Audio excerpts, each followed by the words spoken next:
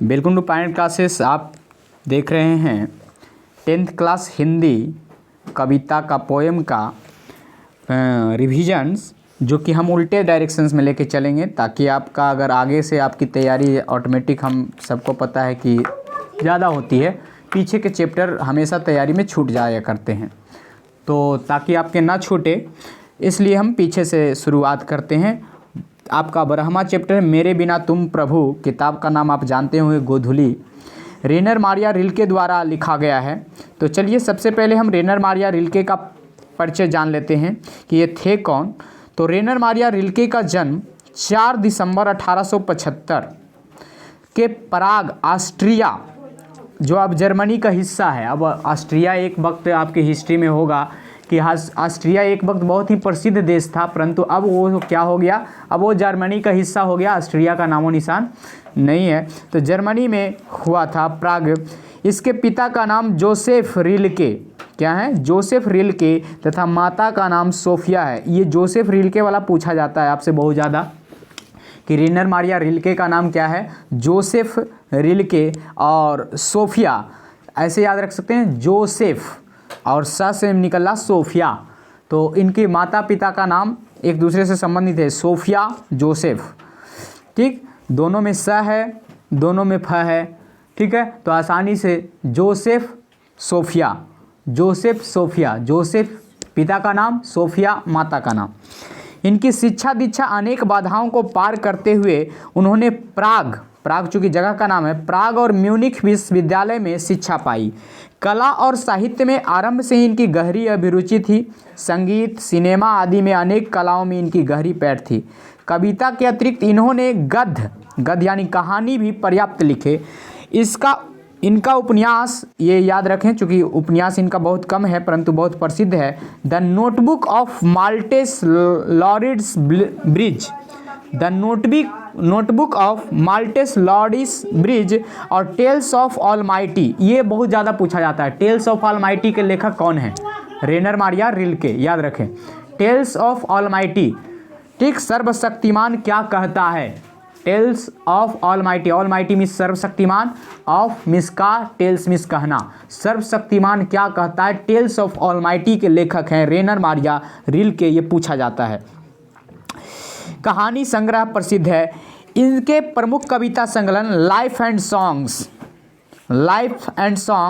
Laureus sacrifice, एडाप्टेंट, हाँ सबसे ज़्यादा वही है, टेल्स ऑफ ऑलमाइटी, ठीक है। तो 29 दिसंबर 1926 को इनका मृत्यु हो गया। रिले की रचनात्मक अववादन बहुत बड़ा है।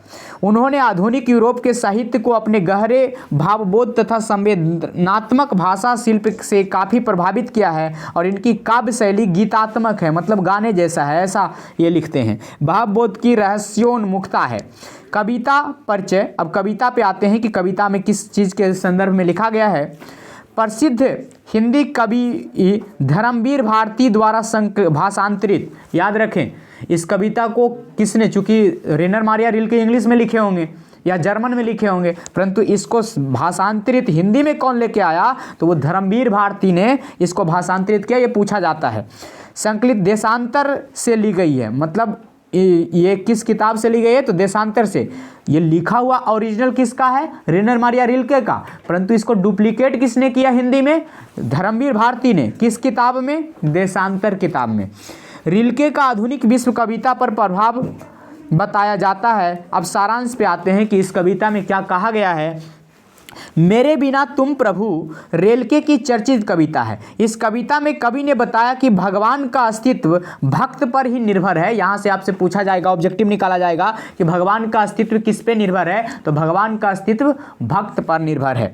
भक्त के बिना भगवान एकाकी और निरुपाय है, मतलब भक्त के बिना भगवान का कोई मोल नहीं है, वो कुछ नहीं कर सकता है, वो बेकार हो जाएगा, चूंकि भक्त है तो भगवान है।